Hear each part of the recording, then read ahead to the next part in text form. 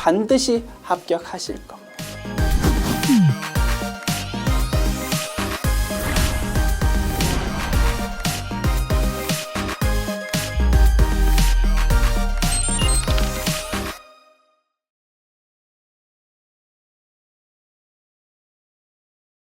안녕하세요. 전산회계 1급 제115회 기출문제 이론편 보겠습니다.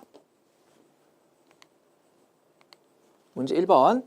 다음 중 회계 순환 과정에 있어 기말 결산 정리의 근거가 되는 가정으로 적절한 것은? 이라고 물었습니다. 기말 결산 정리라는 문구가 무엇을 의미하는지 조금 모호한 면이 있습니다. 기말 수정 분계를 의미하는지 기말 결산에 대한 일련의 과정을 의미하는 건지 조금 모호한 면이 있습니다. 만약에 기말 수정 분계를 의미한다면 기말 수정 분계 중에서 수익과 비용의 발생과 이연이 있었다, 그지? 그거로 생각한다면 발생 주의와 제일 관련성이 높은 거 아닌가라는 생각도 들 수 있어. 그런데 출제하신 분 의도는 그게 아닌가 봐. 기말 수정 분계를 비롯해서 장부를 마감하고 최종 재무제표까지 작성하는 일련의 결산 과정에 대해서 좀 묻고 있는 것 같습니다. 문구 조금 수정할게요. 정확한 문구로 기말 결산 작업, 그지? 우리가 알고 있는 일련의 기말 결산 그 작업을 의미하는 거다. 그 작업들과 제일 연관성이 높은 게 무엇일까? 한번 찾아보자 이겁니다. 굳이 제일 연관성 높은 걸 찾는다면 기간별 보고의 과정이 되겠지. 회사는 계속해서 영업을 합니다. 그러나 우리는 인위적으로 기간을 딱딱 끊어가지고 그 해당 기간에 대해서 최종 재무제표 작성해서 회사의 정보를 제공한다, 그지? 그래서 일정한 기간마다 일련의 결산 작업을 하는 것은 결국 기간별 보고의 과정과 제일 연관성이 높다라고 볼 수도 있을 것 같다 이겁니다. 정답은 4번이고요. 1번 문제 틀렸더라도 절대 좌절하지 마십시오. 좋은 문제가 아닌 거다. 됐지요? 어쨌든 굳이 문구 좀 수정해서 답을 한번 찾아보았습니다. 정답은 4번. 문제 2번. 다음 중 당좌 자산에 포함되지 않는 것은 무엇입니까? 선급비용 당좌 자산 맞고, 미수금 맞지? 미수수익도 맞겠지? 선수수익은 부채이다, 그지? 오케이. 그래서 정답은 4번 되겠습니다.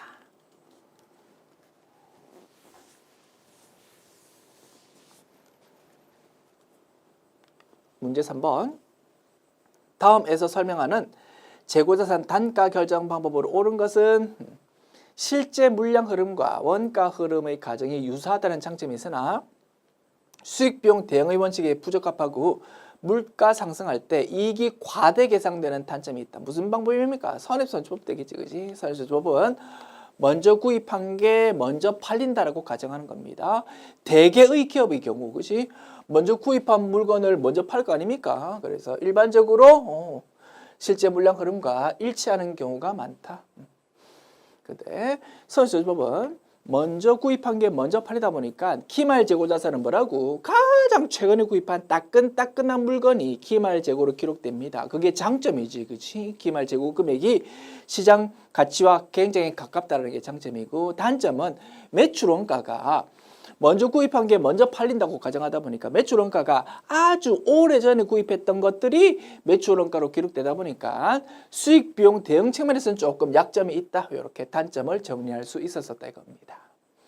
그리고 물가 상승할 때 이익이 제일 크게 기록되는 게 선입선출법이었다, 그지? 생각해 보죠.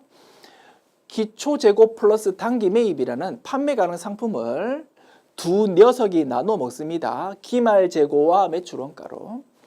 선입선출법은 먼저 구입한 게 먼저 팔리니까 가장 최근에 구입한 물건이 기말 재고로 남아있다고 했어. 물가가 점점 올라가면 똑같은 물건이라도 물건값이 점점 올라갑니다. 가장 최근에 구입한 물건이 제일 비싸다 이겁니다. 기말 재고가 제일 비싸다는 말은 판매 가능 상품을 기말 재고와 매출 원가가 나누어 먹는 구조이니까 기말 재고가 커지면 매출 원가라는 비용은 작아질 수밖에 없고, 그러면 수익 빼기 비용인 당기순이익은 비용이 작아지니까 당기순이익은 커질 수밖에 없다 이겁니다. 길게 설명드렸는데 요약하면 선입선출법에서는 다른 방법에 비해서 기말 재고와 당기순이익이 제일 높게 나타난다라고 정리할 수 있었다 이겁니다. 물가가 상승할 때 기억나십니까? 그 말이지. 물가 상승할 때 당기순이익이 제일 크게 기록되는 게 선입선출법입니다. 다만 아쉬운 점은 뭐 그게 굳이 단점이라고 볼 수는 없는데, 그지? 이익이 크게 된다라는 것도 뭐 단점으로 이렇게 기술은 하고 있습니다. 뭐 답 찾는 데는 전혀 지장 없지요. 그래서 설명하고 있는 내용은 단가 결정 방법 중에서 선입선출법이구나 이렇게 답을 찾을 수 있는 것이다. 됐지요? 정답은 2번. 문제 4번. 다음 중 유형자산에 대한 추가적인 지출이 발생했을 때 발생한 기간 비용으로 처리하는 거래로 옳은 것은, 자, 유형자산 취득 이후의 지출이 있을 때 성격에 따라 둘로 나누었다, 그지? 자본적 지출과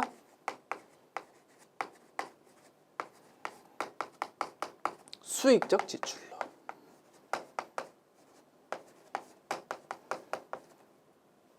자본적 지출은 내용연수, 수명을 연장시킨다든가 내용연수 연장 또는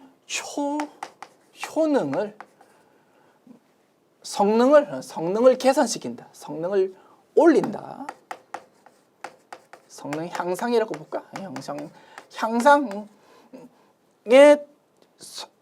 수명을 연장시킨다든가 성능을 향상시키는 그런 지출을 말한다, 그지? 이거는 뭘로 처리한다고? 자산으로 처리한다. 이거는 자산 처리.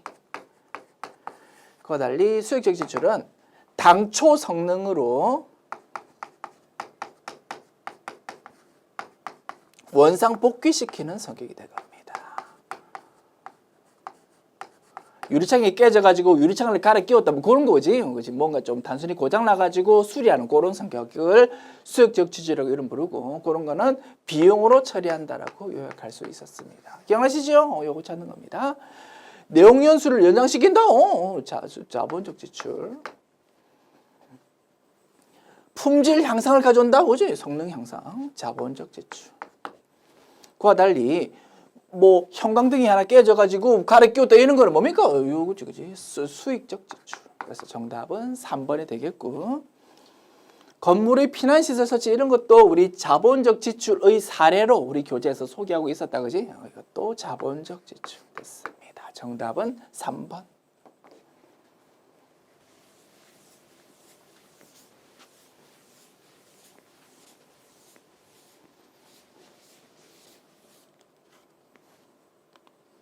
문제 5번. 다음 중 무형자산에 대한 설명으로 옳지 않은 것을 찾아보세요. 1번. 무형자산은 상각 완료 후 잔존가치로 1,000원을 반드시 남겨둔다. 이런 거 배운 적 없다, 그지? 무형자산 잔존가치는 원칙적으로 제로인 걸로 본다고 했습니다. 그래서 틀린 질문은 1번 되겠지. 2, 3, 4 확인합니다. 2번. 무형자산 상각 방법은 정액법, 정률법 둘 다 사용 가능한데 합리적인 방법을 결정하기 어렵다면 정액법 선택하면 된다 이겁니다. 그지요? 맞는 질문. 3번. 무형자산 상각하는 회계 처리할 때 일반적으로는 직접법으로 처리한다, 그지? 무형자산에 대한 차감 계정 항목 사용하지 않고 무형자산 계정 항목 자체를 감소시키고 있더라 이겁니다. 이런 거를 직접법이라고 이름 부르더라. 4번. 무형자산 중 내부에서 창출한 영업권은 인정할 수 없다. 그치? 오케이. 그래서 틀린 질문은 1번 되겠다.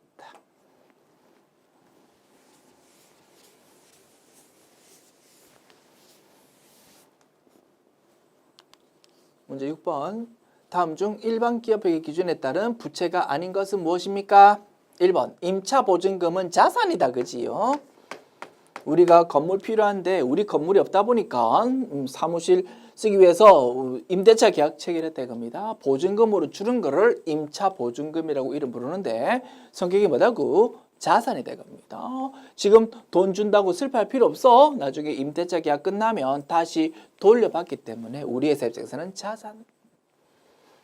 2, 3, 4 모두 부채 맞지, 그지? 퇴직급여 충당부채, 선수금,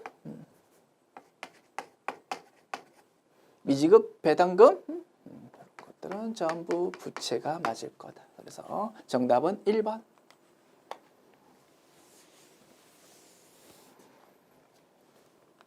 문제 7번. 다음 중 자본 항목 중 성격이 다른 거 찾아보세요. 뭐 단골 메뉴다 그지요. 자기주식 처분이익은 자본 잉여금, 감자차익 자본 잉여금, 자기주식은 자본 조정, 주식 발행 초과금 자본 잉여금. 성격이 다른 거는 3번이 되겠습니다.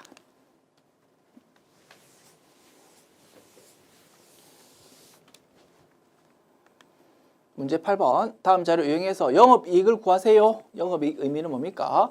매출에서 매출원가 뺀 거를 매출 총이익이라고 이름 부르고 거기서 판관비를 뺀 거가 영업이익이다. 그지? 분명히 자료 내용에서 영업 외 수익, 영업 외 비용이 있을 거야. 그런 거는 고려할 필요가 없다 이겁니다. 그지요? 핵심 키포인트 짚어봤고 문구 조금 수정할게요. 조금 더 명확한 자료 해석을 위해서는 이렇게 문장을 조금 수정하는 게 좋을 것 같아. 이 회사는 도소매기업, 상기업이다 이겁니다. 그래서 뭐 급여 같은 게 나왔을 때 만약에 제조기업이라면 이거 500번대 코드의 제조원가 아닙니까? 뭐 이렇게 뭐 혼란스러울 수 있으니까 그지? 이 회사는 제조기업 아니고 완성된 상품을 구입해서 좀 비싸게 팔아먹는 도소매기업입니다. 뭐 그렇게 좀 가정을 했습니다. 됐지요? 자, 영업이익 계산해 봅시다. 매출액에서 매출원가 빼면 매출 총이익 나오고 여기서 매출 총이익 그래서 판관비를 뺀 것이 영업이익이다. 자, 영업 외 수익, 영업 외 비용 먼저 추려냅시다. 영업 외 비용, 이자 비용, 영업 외 수익, 배당금 수익, 그 다음에 유형자산 처분 손실 뭐 이런 것들은 영업 외 수익 또는 영업 외 비용에 해당하니까 추려냈습니다. 필요 없다. 이제 나머지 내용 가지고 쭉쭉쭉 정리하면 되겠지. 총 매출액에서 매출에 대한 차감 항목이 있습니까? 여기 있네. 매출 할인, 그지? 50만 원에서 만 원 빼면 49만 원. 그게 매출액이 되겠지. 자, 매출원가는 기초재고 5만 원, 기말재고 제로네. 오케이. 매출원가는 5만 원, 기초재고 플러스 순매입액 더하면 되겠지. 총 매입액이 30만 원인데 매입 애누리가 2만 원이니까 28만 원이 순매입액이 되겠지. 그지? 28만 원 더하고 기말재고 제로를 빼면 얼마입니까? 나 이런 게 어렵더라. 28만 원 플러스 5만 원 하면 33만 원이네. 어디 적을 여기 적을까? 33만 원. 그러면 49만 원에서 33만 원 빼면은 16만 원 되겠네. 16만 원이 매출 총이익입니다. 판관비는 동그라미 표시할까? 요거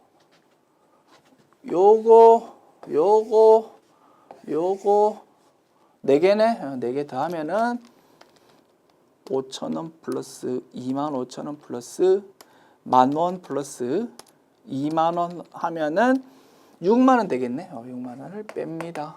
그러면 10만원 되겠지, 그지? 그게 영업이익이 될 겁니다. 정답은 3번 줍니다.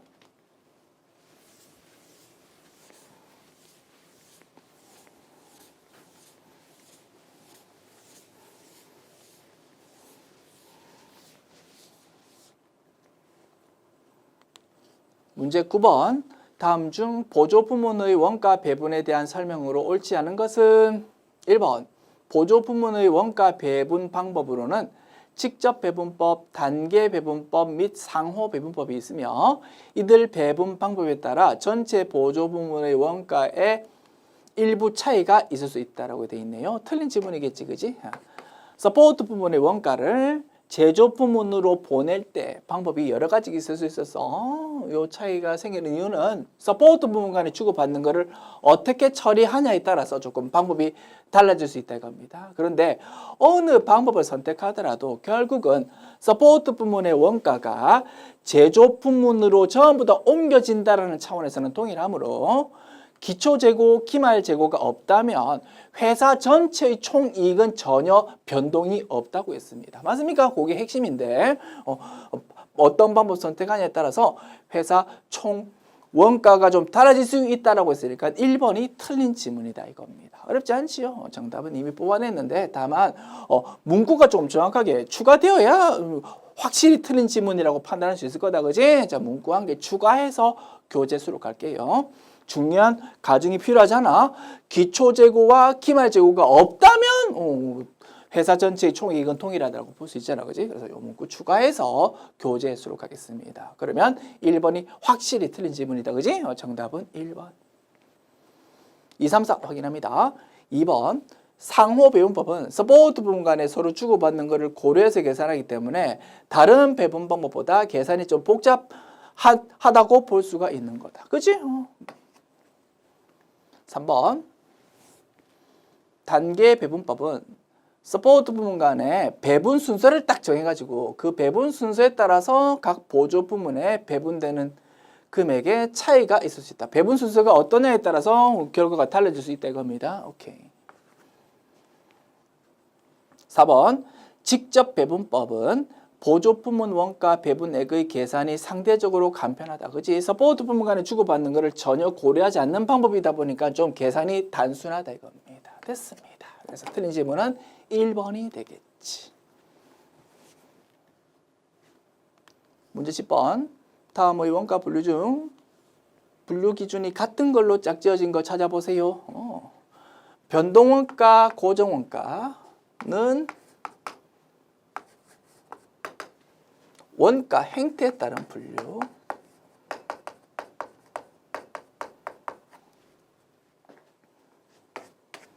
그 다음에 직접원가, 간접원가 다와 바는 추적 가능성 여부에 따라서 추적 가능성에 따른 분류. 나머지 두 개 나와 나는 나와 마는 의사결정과의 관련성에 따라서 분류한 거다라고 볼 수 있겠다. 그지?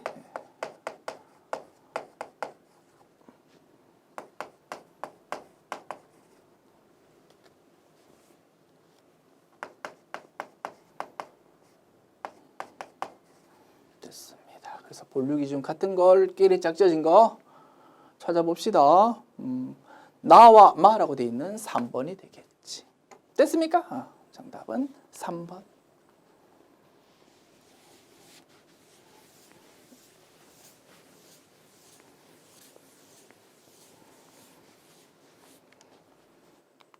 문제 11번. 다음 자료 참고하여 X2년도 제조 작업 지시서 넘버 200에 대한 제조 간접원가 예정 배부율과 예정 배부액을 계산하면 각각 얼마입니까? 라고 물었습니다. 가 자료는 전년도 X1년도 연간 제조 간접원가 420만 원이고 총 기계 작업 시간은 10만 시간이었습니다. 라고 제시되어 있고요. 나는 올해 X2년도의 연간 예정 제조 간접원가가 380만 원이고 총 예정 기계 작업 시간은 8만 시간입니다. 라고 제시되어 있습니다. 답번은 각 제조 작업 지시서별 실제 조업도가 제시되어 있습니다. 내용 자료 쭉 읽어봤고, 자 그러면 계산 들어갑니다. 먼저 예정 배부율 구해야 되겠지요.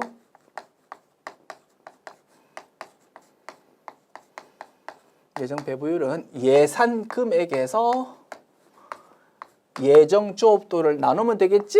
예.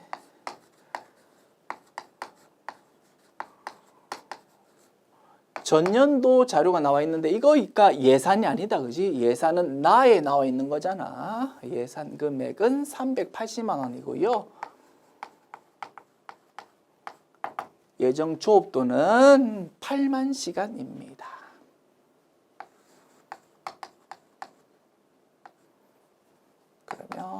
380만 원 나누기 8만 하면 47.5 나온다 그지요? 기계시간당 47.5원입니다 라고 볼 수 있고요. 자, 이제 예정 배부액 계산합시다.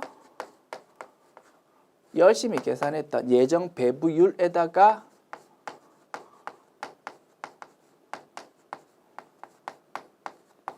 조업도는 조업도인데 실제 조업도를 곱한다 그지?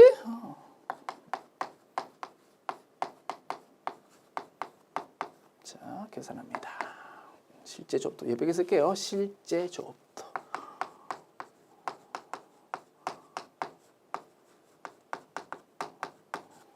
자, 예정 배부율은 47.5이고요.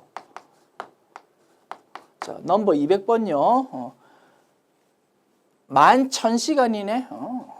11,000시간을 곱하면 522 5001 계산됩니다. 됐습니까? 이렇게 두 개의 내용 파악했고요. 정답은 3번 되겠습니다. 쉬웁니다.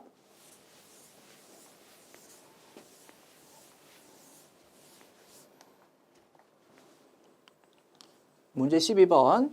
다음 중 종합원가 계산을 적용할 경우 평균법과 선입선출법에 의한 완성본 환산량의 차이를 발생시키는 주요 원인은 무엇입니까? 라고 물었네요. 기초제공품의 기완성도를 어떻게 처리하냐에 따라서 평균법과 선입선출법으로 방법이 나눠진다고 했습니다. 그래서 만약에 기초제공품이 0이라면 두 방법의 결과는 똑같다라고 우리 공부했었다고 그지? 결국 이 두 방법 차이를 유발하는 것은 결국 기초제공품의 차이다라고 요약할 수 있겠지. 맞습니까? 정답은 1번. 문제 13번. 다음 중 부가가치세법상 납세 의무자에 대한 설명으로 가장 옳지 않은 것은 부가가치세법상 납세 의무자 이렇게 요약할 수 있었다 그지? 재화 용역을 공급하는 사업자와 재화를 수입하는 자입니다 라고 요약할 수 있었습니다.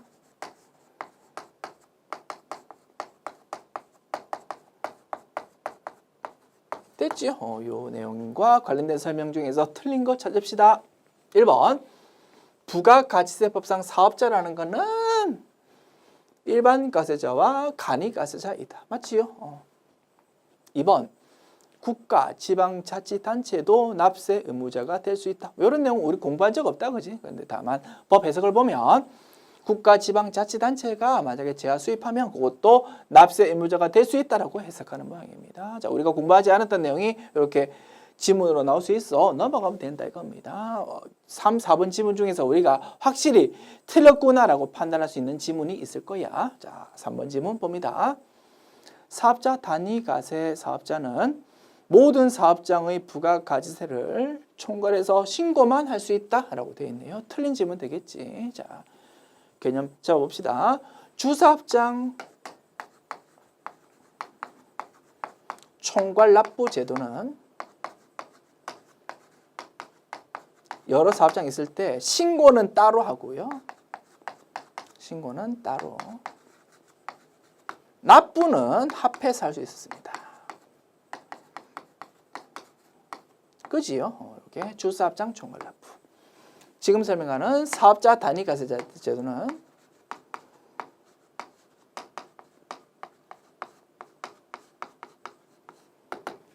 신고도 합해서 하고 납부도 합해서 하고, 그지? 그게 사업자 단위가세 제도였다. 그지요? 사업자 단위가세 적용하는 사업자는 모든 사업장의 부가가세를 총괄해서 신고할 수 있고 납부도 총괄할 수 있는데 납부는 총괄할 수 없다라는 의미로 설명하고 있으니까 3번이 틀린 지문이다 이겁니다. 조금 마음에 들지 않는 문장이지만 틀렸다라고는 판단할 수 있겠지. 정답은 3번.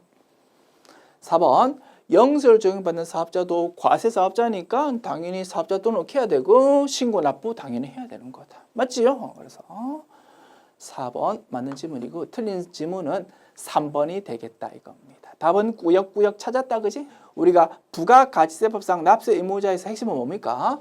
재화를 수입하는 자의 경우 수입하는 사람이 사업자 등록번호 있는지 없는지 따지지 않고 납세 의무자에 해당한다라는 것이 핵심이잖아, 그지? 그 내용이 2번 지문에 있어야 되겠지. 뭐 이런 내용은 뭐 알아도 그만 몰라도 그만이거든. 2번 지문은 좀 우리 학습에 도움이 되는 지문으로 고쳐서 수록할게요. 이렇게. 자, 수입하는 자는 사업자 등록 여부에 관계없이 부가가치세 납세 의무가 있다. 반드시 알아야 되는 지문이다, 그지? 오케이.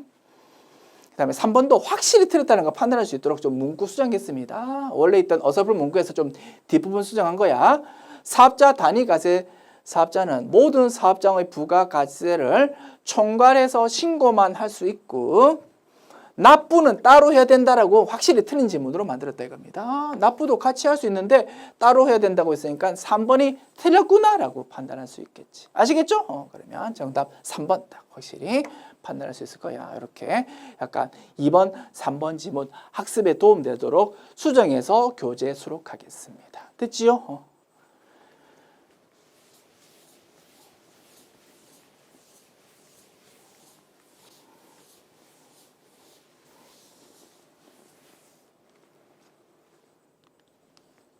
문제 14번. 다음 중 부가가치세법상 매입세 공제가 가능한 경우를 찾아보세요 라고 물었네요. 1번 면세사업에 관련된 매입세. 우리가 면세사업과 관련해서 부가가치세 적혀있는 세금계산서 받았다고? 거기 적혀있는 부가가치세 매입세 공제 받을 수가 없다고 그지? 면세 관련 지출이니까 불공이라고 표시할 수 있겠습니다. 2번 비영업용 소형수용차의 유지와 관련된 매입세. 그지? 이것 또한 우리가 설사 비영업용 소형수용차와 관련해서 지출하면서 부가가치세 적혀있는 세금계산서 받았다 하더라도 매입세 공제 받을 수가 없다 이겁니다. 불공이라고 표시하자. 3번 토지 형질 변경과 관련해서 어디 심부름시켜서 그 심부름 회사로부터 부가가치세 적혀있는 세금계산서 받았다고 토지의 자본적 지출이다 이겁니다. 매입세 공제 안 된다? 불공. 그래서 1, 2, 3번 지문이 매입세 공제 받을 수 없는 상황이니까 정답은 아마도 4번이 되겠지. 됐습니까? 답은 찾을 수 있는데 다만 4번 지문 내용은 조금 아쉽다 이겁니다. 읽어볼게요. 제조업을 영위하는 사업자가 농민으로부터 구입한 면세 농산물의 의제 매입세액이랍니다. 면세 농산물, 면세 항목이니까 우리는 상대방 회사로부터 세금계산서 같은 거 받을 수가 없어. 면세무구리니까 그지. 그런데도 인위적으로 뭔가 금액을 뽑아내 가지고 공제를 해준답니다. 그런 제도 이름이 의제 매입세 공제라는 제도이래요. 이런 거는 전산 회계 1급 자격시험 출제 범위는 벗어나고요. 나중에 전산 세무 2급 과정에서 공부할 것이다 이겁니다. 그래서 때로는 우리가 공부하지 않았던 생소한 내용이 이렇게 지문으로 등장할 수 있어. 내용 자체가 중요한 거 아니야. 우리는 뭘 명심하자고. 좀 약간 생소한 지문이 섞여 있더라도 자신감을 잃지 말고 내가 알고 있는 지식 범위로 빨리 답을 찍고 다음 문제로 넘어가는 게 중요하다 이겁니다. 아시겠죠? 좀 잔소리 드렸고 그래서 이 문제 정답은 4번이 되겠다. 됐습니다.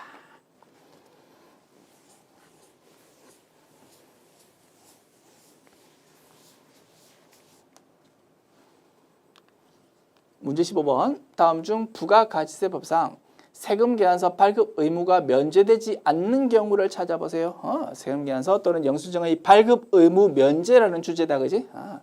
택시 운송사업자가 공급하는 재화 또는 용역, 그지? 이런 거는 안 받아도 되더라. 모기미 형제들, 미용업자, 목욕탕, 그지? 이발소, 미용실 뭐 이런 데서 공급하는 재화 또는 용역 안 받아도 되더라. 그 다음에 요거부터 할까? 부동산 임대업자의 부동산 임대 용역 중 간주 임대료, 그지? 간주 임대료 이런 것도 그 성격상 받을 수가 없더라, 그지? 발급 의무 면제. 됐습니다. 그래서 정답은 3번 되겠지.